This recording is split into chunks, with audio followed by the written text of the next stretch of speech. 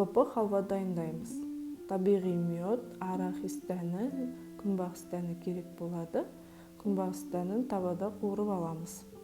Блендердің көмегімен майдалаймыз. Арахис дәнін де дәл солай майдалау керекпіз. Барлығын бір үлкен ыдысқа салып араластырамыз. Балдың бізде кішкене еріп тұрған түрі керек болады. Мен водяной баняда ертіп алдым. Қолымызбен жақсылап мыжғылаймыз, барлық жеріне бал баратындай етіп.